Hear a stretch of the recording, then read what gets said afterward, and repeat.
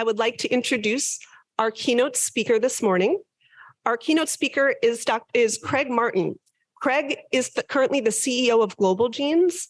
He joined Global Genes as a CEO in 2020. His background includes 3 decades of experience across the life sciences in biopharma, technology, and healthcare markets. He's been working with industry, providers, patient groups, academic and government institutions, and has worked extensively over the past 2 decades in precision medicine with an emphasis on rare disease. So we are very lucky to have him joining us today. This might be your last keynote as the CEO of Global Genes, because he is moving to their board and passing the CEO position on to somebody else, which I'm sure he'll talk about. But we're very honored to have you here, Craig, so thank you. Craig's going to be speaking to us about breaking the mold, how patient groups like FAST are reshaping drug development in rare disease. Thank you. Right. Thank you. This is the advancer. Right, forward, backward, Great. please. Thank you, Allison. Good morning. It's great to see you all. As Allison mentioned, I'm Craig Martin. I'm CEO of Global Genes. And I'll talk in a minute about who Global Genes is. But I felt like it was important first to address a burning question that I've been hearing reverberating around the room. And that is, where do we get those FAST onesies that those gentlemen have in the back? I hope there's a QR code or something we can provide at some point. Good. So the topic that I'm going to speak to is really about how patient groups like FAST are reshaping drug development in rare disease. And you may ask the question, why reshaping? And a big part of the reason is that in rare disease in particular, these are very challenging times. They're very promising times, but very challenging times. And so groups like FAST have had to adjust and to engage very differently in the drug development process as drivers, as central partners. And that's a fundamental change in the way that drug development has happened over the years. And it's an important one. So let me tell you a little bit about Global Genes. Global Genes is a nonprofit that represents the entire rare disease community.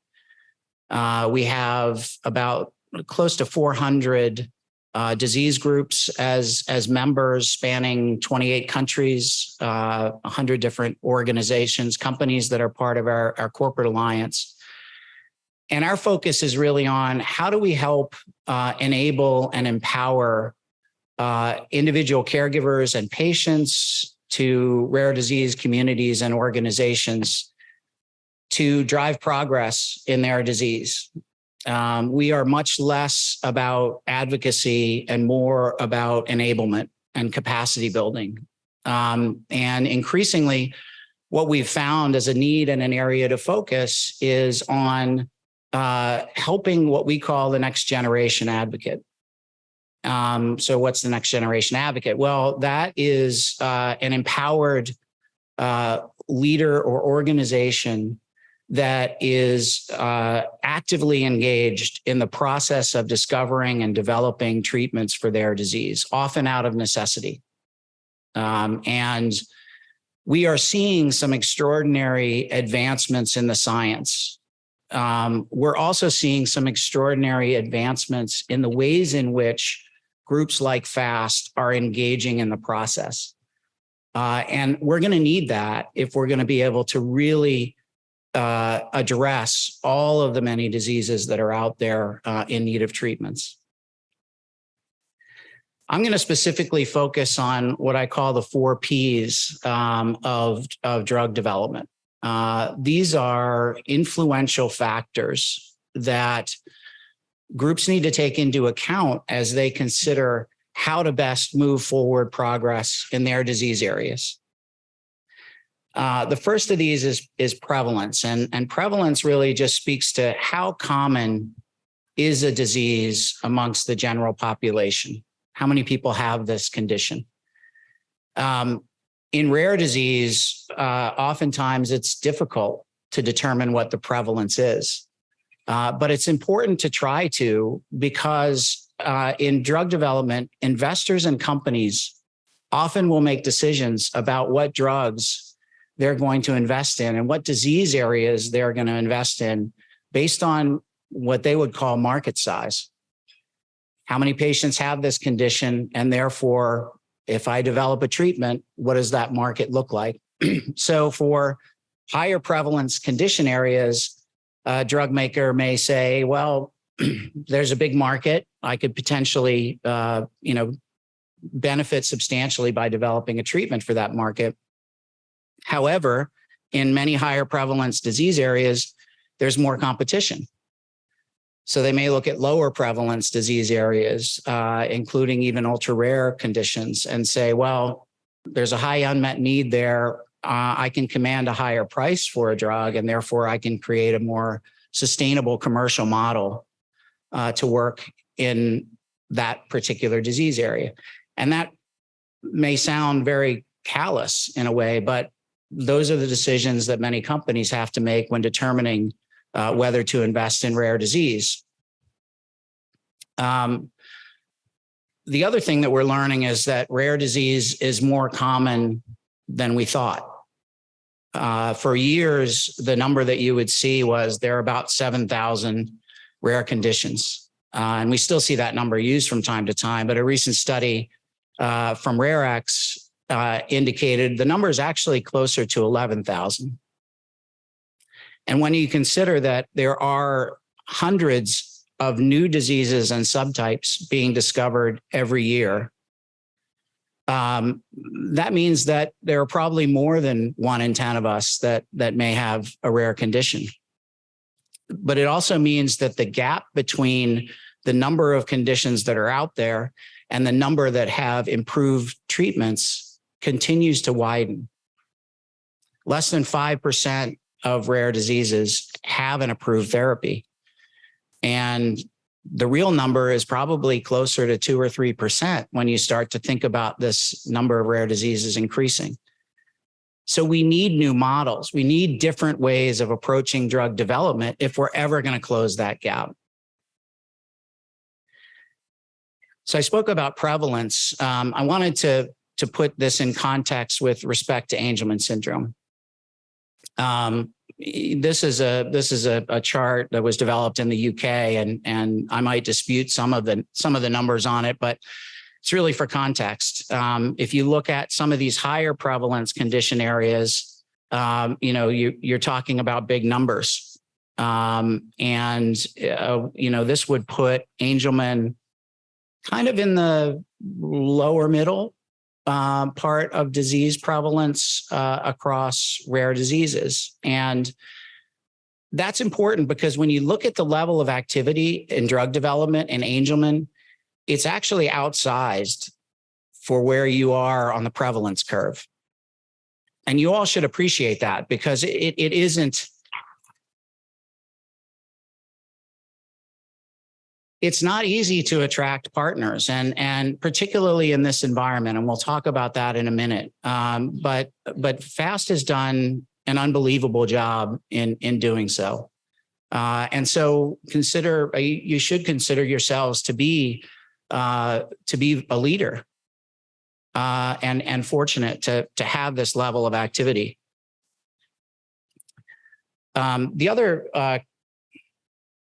The other consideration when it comes to prevalence is, collectively, we know there are many more rare diseases. We know they affect more people than we previously thought. And as we've started to dig deeper into the implications of that, what we've learned is collectively, arguably, rare disease is the largest area of unmet need globally. It affects as many people as COVID, but we don't have an Operation Warp Speed for rare disease. It affects as many people as larger chronic conditions that we hear about a lot. The challenge is because it's spread across 10,000 plus conditions, some of those diseases are very small. And so all 10,800 plus conditions are competing for a finite set of resources. So how do we stand out? How do we develop a model that will enable us to make forward progress, to manage risk, and get to where we need to get in terms of the development and access to therapies? So fortunately, we've seen a lot of good progress with respect to the science, particularly over the past decade. We've seen rare disease really become the proving ground for the most promising scientific advancements: gene therapy, gene editing, ASOs, RNA therapeutics, and other advancements. The first approved gene therapy in the US was for a rare ocular condition. And we're seeing others now moving forward and getting approved as well. So that's very promising. We've seen rare disease become a focus in gene therapy, although it is still dominated by oncology, cancer treatments, larger prevalence condition areas. But nonetheless, we are a significant portion of the drug development pipeline in gene therapy. Rare disease has also become a focus for RNA therapeutics. And it may be a little bit difficult to see on the screen, but it's pretty remarkable when you look at Angelman syndrome. Among the condition areas with the most activity in RNA therapeutics at 5. So there again, an outsized footprint in rare disease drug development. And while the higher prevalence rare diseases dominate, there are some examples like FAST that stand out of organizations that have been able to make advancements and really build a presence in rare disease drug development and to create models that others can follow. Unfortunately, the path to progress is not always a linear one. We've had a couple of really sad examples over the last couple of years, or last year, really, in terms of an ASO, which showed some promise, but ultimately wasn't enough to help Nielsen. We've seen an example of gene editing, not working, and we've had some other notable concerns with respect to gene therapy in terms of safety and early stage development on the one hand, on the other hand, sometimes manufacturing. So even though the science is very promising and shows good potential of addressing a number of diseases, it's not an easy path. But the potential is there. But it's affected by many more things than just the science. In particular, you need investment. And the markets speak very loudly when it comes to what areas of disease end up getting therapies developed. And recent years have been very good to rare disease. And actually, this is a chart that shows investor activity in 2021. And in some of these key categories around mergers and acquisitions and deal value and other things, you see growth and significant growth. And this was even when we started to see a pullback in Q4 of last year. So we've had the wind at our back for a while, but not so much this year. There was actually a pretty stunning reversal in market conditions in 2022. When you talk to venture capitalists, they refer to it as a correction. But we all know that for rare disease communities, it represents a destruction of hope. Many drug development programs that had been funded have been shelved. And in many cases, that means a family foundation or a rare disease group who's put their life savings, all their effort and time, maybe for years, in moving that program forward, go back to the starting line.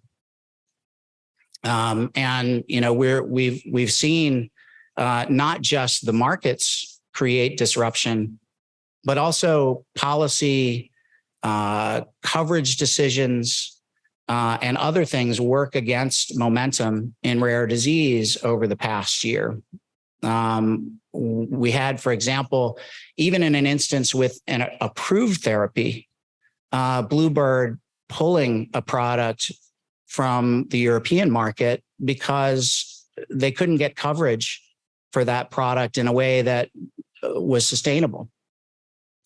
So there's the investment climate, there's the market climate, and then there are individual and regional circumstances that sometimes work against effective drug development for rare diseases.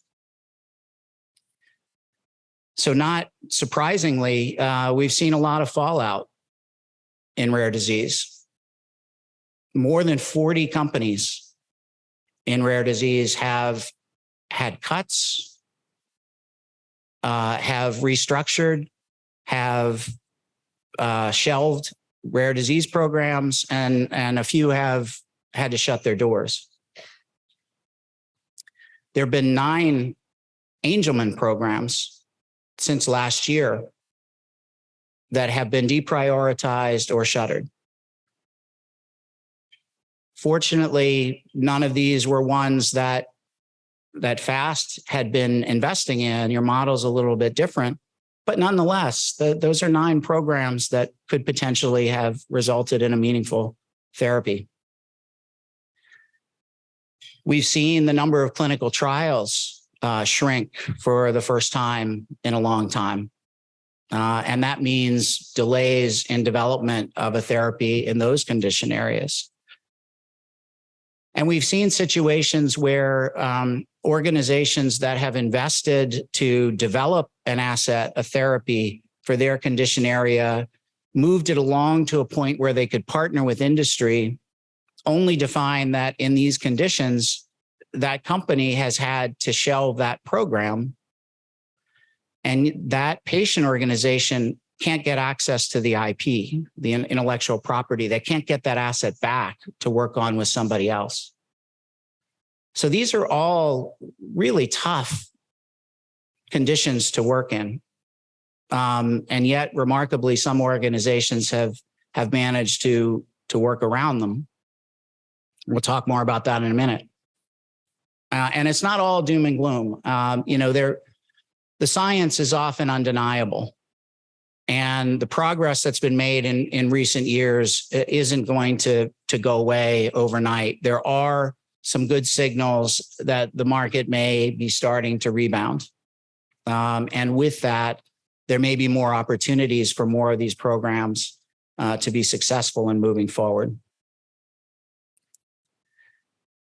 It's probably one of the most exciting developments beyond the science that we've seen in rare disease is the emergence of new models, collaborative models for drug development with patient communities at the center. And as we've talked about, this is really critical in rare disease in particular, because oftentimes it's an individual caregiver or a small community of patients that is forced to become experts in their disease. They're forced to invest in a mouse model or figure out what a potential pathway might be to treat their disease. They become drug developers, even though that was never part of their intended path. They've had to do that, and they've had to lean on others that have had that same experience to try and learn and become an expert. And one of the things that I feel is really important about FAST and about Allison is she's shared her experience, your experience with other organizations, which may have helped them to avoid a mistake early on in the process that could have been catastrophic. in their disease area. And I'm proud of the rare disease community. I'm proud of FAST and Angelman for the way that you've supported the community as a whole, because they need that. Thank you.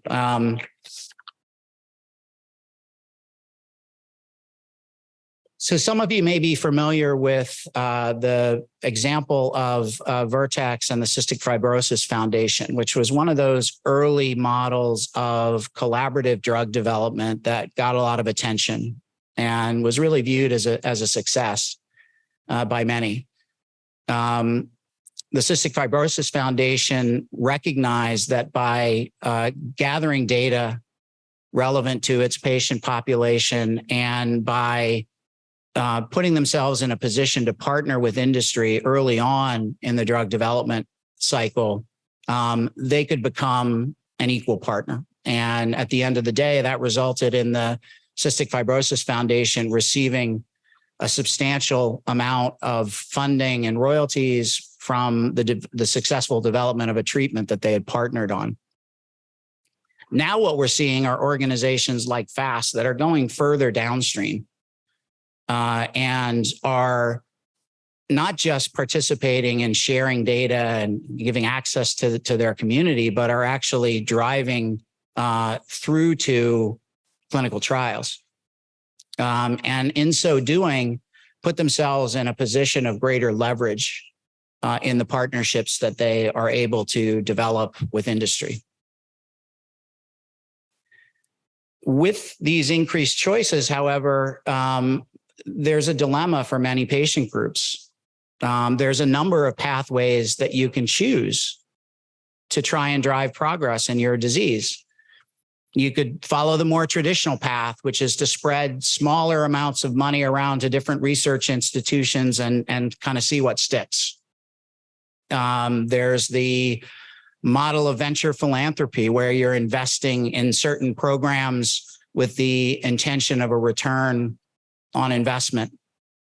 Many have turned to drug repurposing, where you look at an older drug or a drug that maybe has been abandoned but may have some efficacy in your disease area and try and get that to a point where it's accessible to your community. And there's company creation, developing an independent entity that can drive a therapy forward. So lots of choices in terms of the model you pursue, and lots of choices in terms of the modality. You know, all of this promising science also leads to difficult choices. You know, do you develop a small molecule?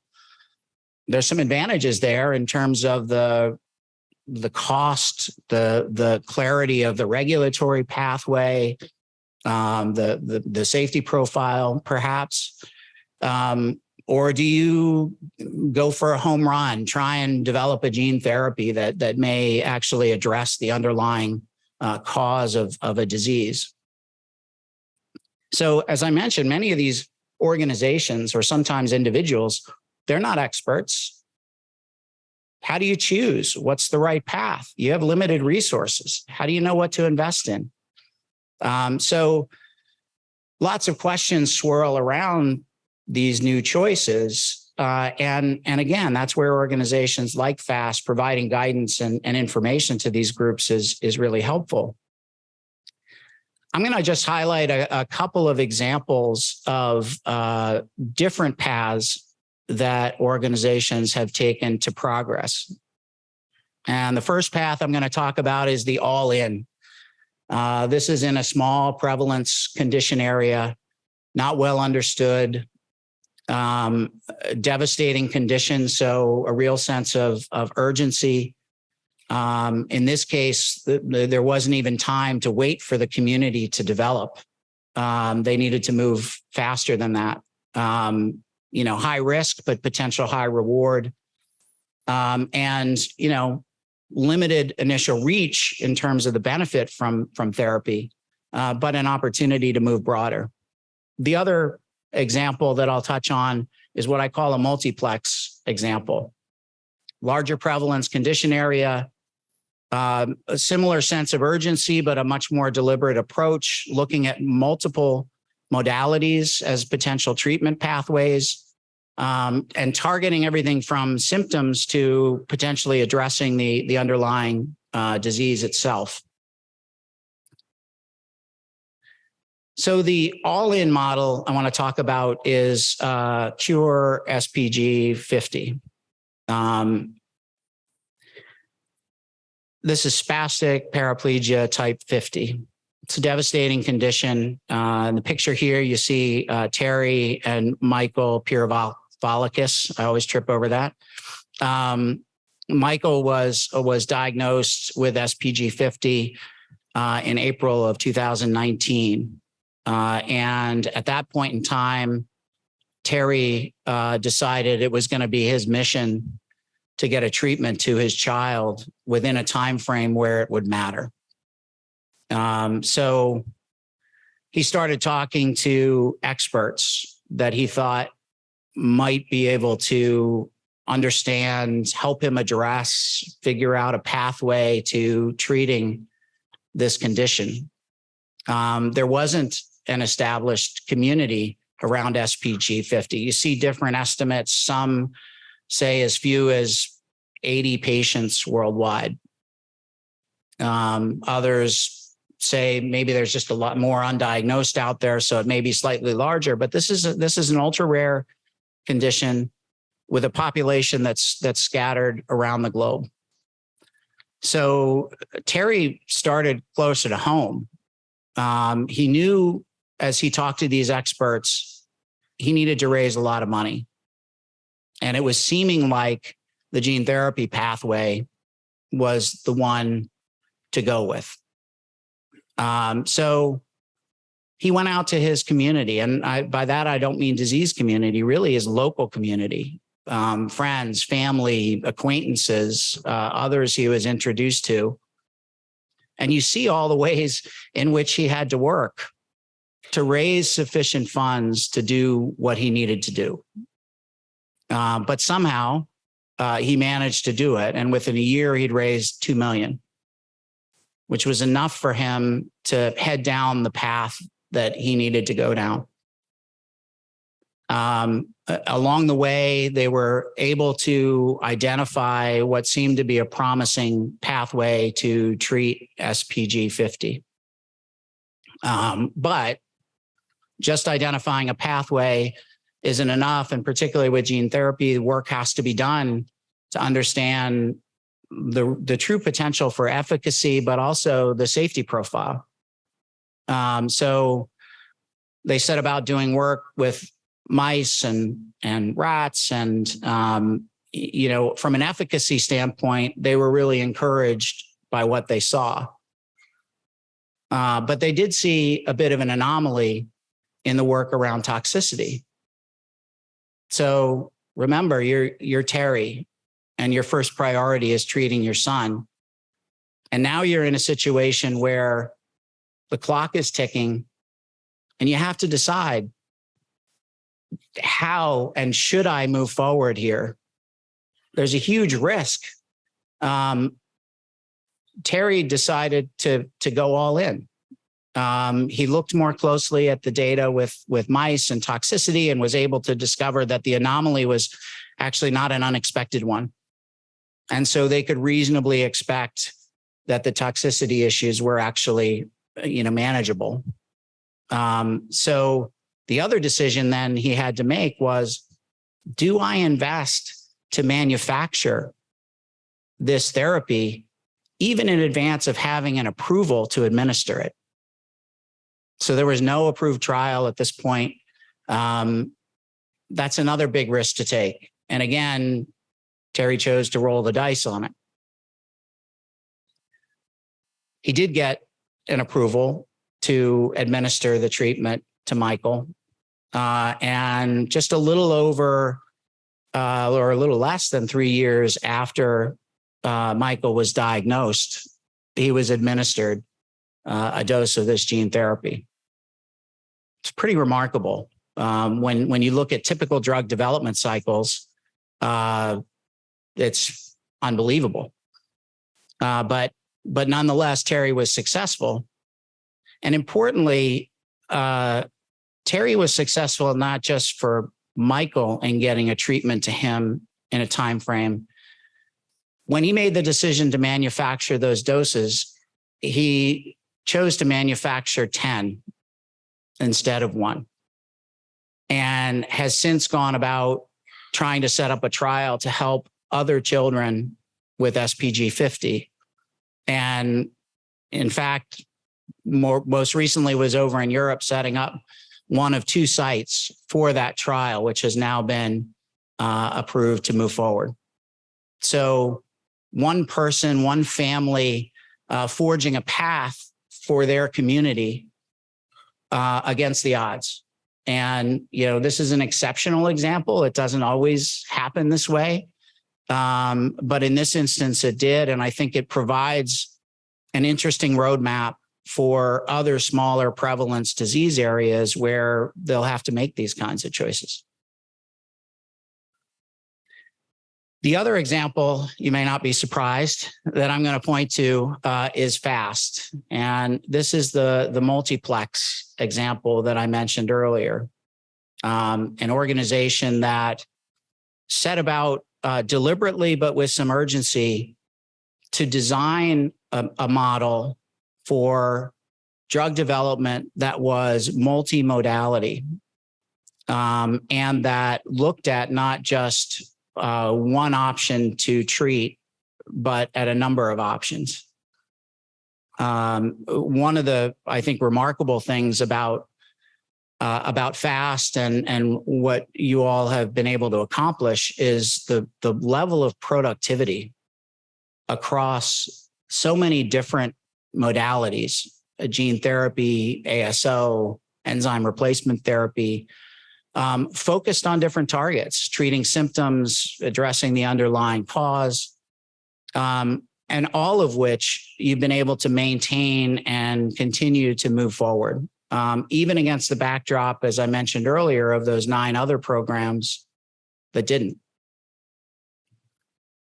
So I think there's a lot to be learned for other organizations that are maybe at an earlier stage of figuring out how they get involved in drug development, and not just looking at it from a standpoint of how many drug development programs can we do, but also the other aspects of drug development that are often overlooked. The development of models, the working with partners.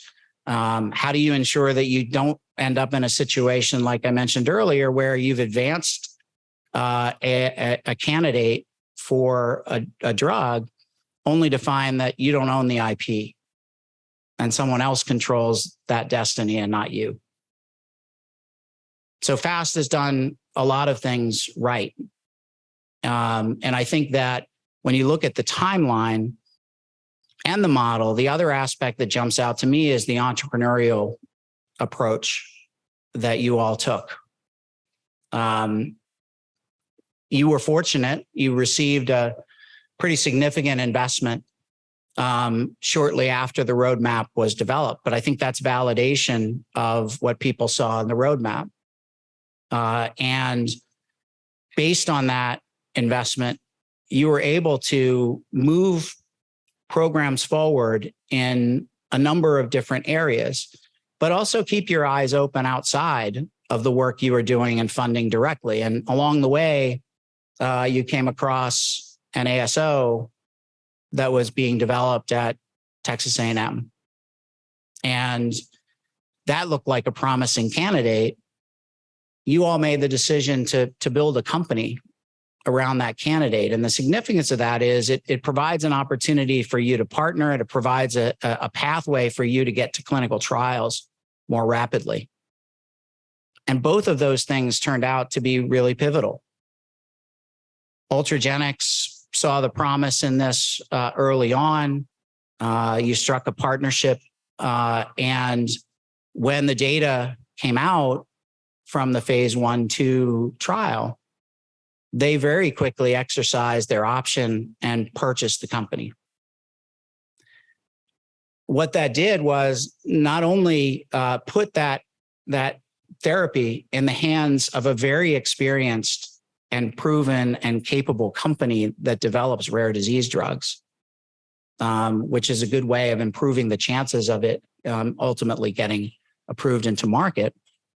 But it provided capital, which in turn could come back in to FAST, which was a majority stakeholder in that shareholder in that company, to fund other development programs, because you don't know if that program is going to work or another program is going to work. And so you need to preserve those options and have that investment in place to sustain the work that you're doing. I think the market looked at that. Ultragenics looked at it, and this is another validation of your model. In the midst of all that I described earlier, this deal was one of the bigger ones that was struck in gene and cell therapy, and that's across the landscape. So again, another example of validation of the model, the leadership that you all have shown, and the potential of this roadmap, not just in Angelman, but in other disease areas as well. So as I look at the landscape and I look at examples of what organizations have done, it feels like FAST has nailed the 4 Ps. Despite having a footprint, despite having a moderately prevalent rare disease, you've established an outsized footprint.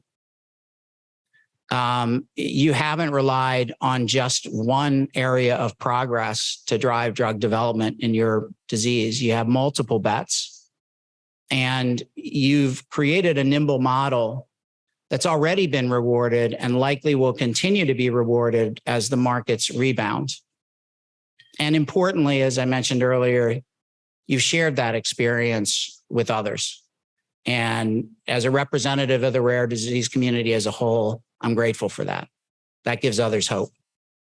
So thank you.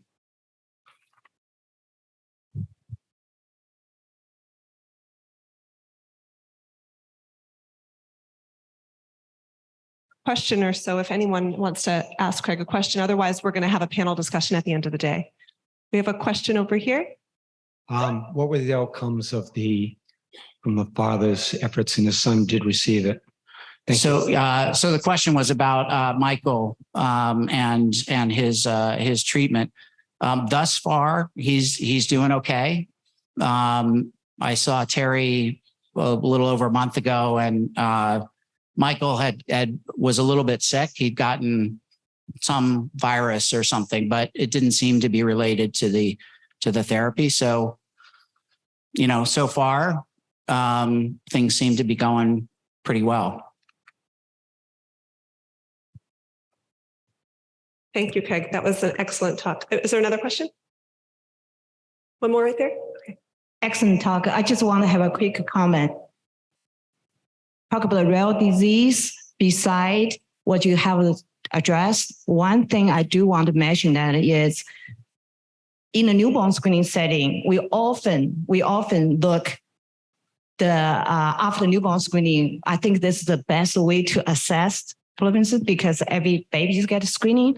We often see much higher than literature report. So give you example, SMA. So we know that's 1 in 12,000, we think. So based on our experience, since we screened in 2019, up to now, it's a little bit below 1 in 10,000. So this number can change, but I think the principle doesn't change. It is when we start newborn screening, you see a little bit higher than you expected. I think most time is misdiagnosis or the underdiagnosis. Yeah, thank you. That's a great point. Newborn screening, and really in many ways, genetic testing and sequencing in general is a huge area of unmet need in rare disease. The newborn screenings that we have are woefully inadequate. They don't cover a lot of rare conditions, and in many cases, we did a program around patient identification in rare neurological disorders. And one of the things we found was that physicians would often cite insurance as a reason why they weren't sequencing or providing more robust panels to test patients and diagnose patients, whereas the patients were saying that they couldn't get access to those tests. And so they didn't know the reasons why. They just knew they weren't getting access to it, and they saw it as a huge barrier to diagnosis. And in neurological conditions, time can be brain cells. Time can be like the time you lose in trying to get to that diagnosis is really critical. So it's definitely an area of focus and one that we need a lot more work done in.